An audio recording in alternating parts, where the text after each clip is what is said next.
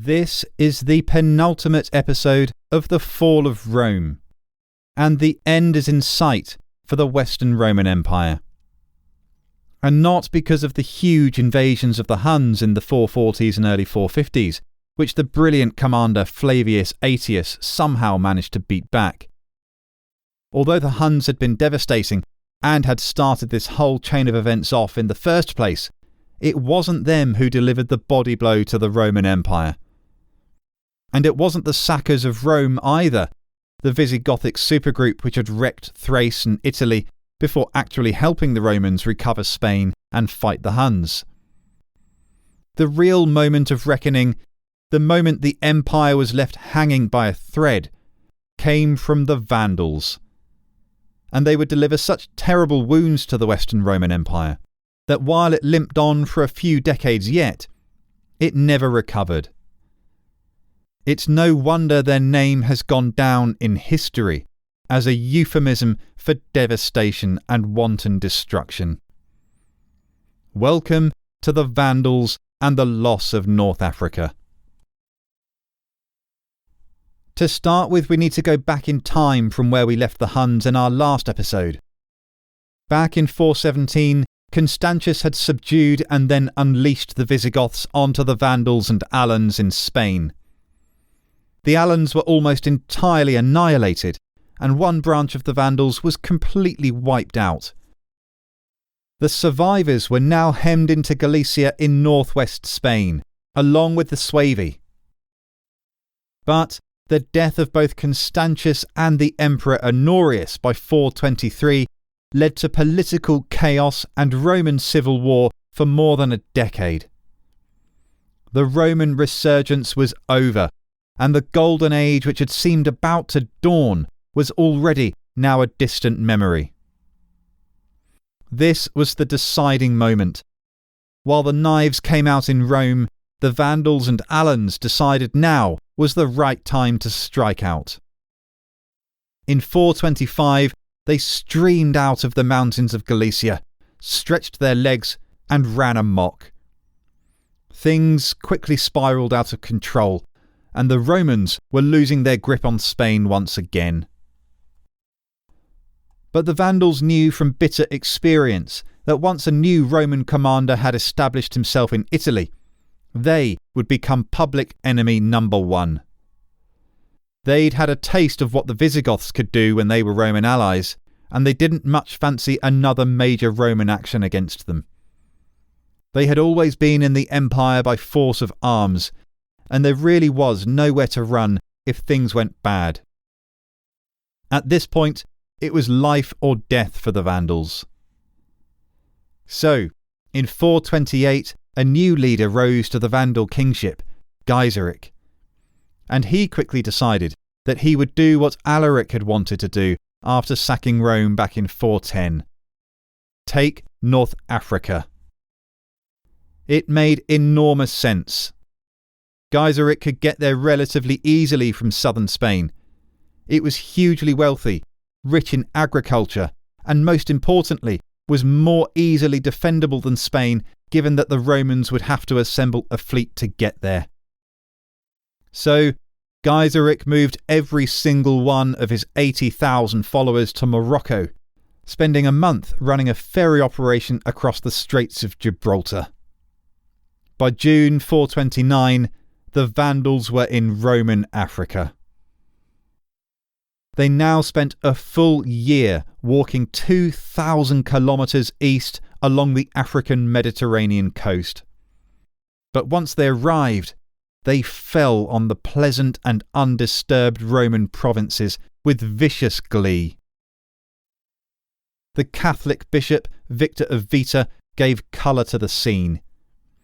Finding a province which was at peace and enjoying quiet, the whole land beautiful and flowering on all sides, they set to work on it with their wicked forces, laying it waste by devastation and bringing everything to ruin by fire and murders.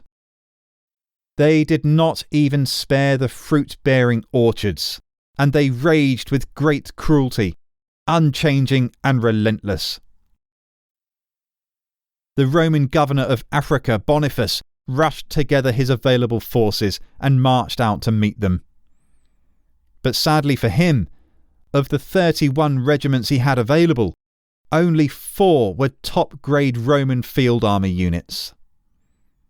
The upshot was that when this army of what were essentially repurposed garrison troops met the horde of battle-hardened Vandals and Alans, the result was a predictable bloodbath.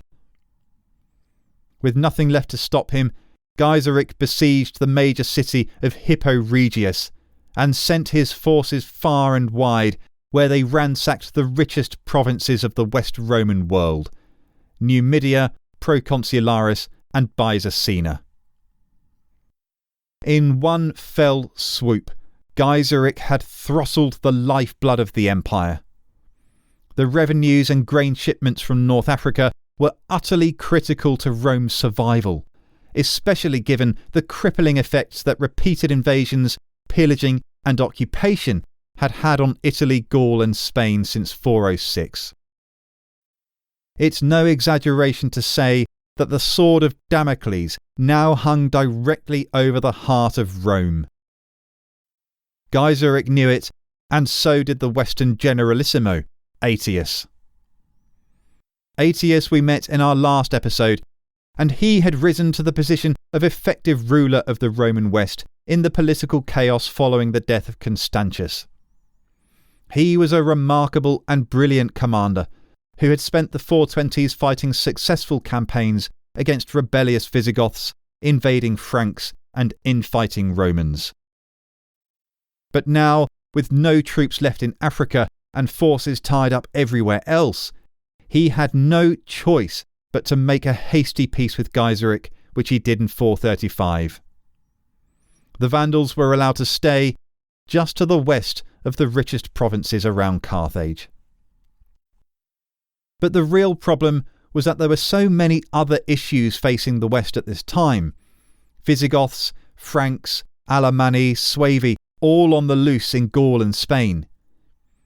Given this multitude, North Africa was left essentially undefended, and the temptation proved too much for Gaiseric. Just 4 years later, out of nowhere, he and his Vandal Alan hordes sprang out of their North African prizes and marched headlong into the vital heartlands of Numidia, Proconsularis and Byzacena, where they captured the glittering jewel of Carthage. The poet Merobordes described the carnage. There is no one to bury the dead, but horrible death soiled all the streets and all the buildings, the whole city indeed. And think on the evils we are talking about. Mothers of families dragged off into captivity, pregnant women slaughtered, babies taken and thrown to die on the street. The impious power of the barbarians has even demanded that those women who were once mistresses of many servants have suddenly become the vile servants of barbarians.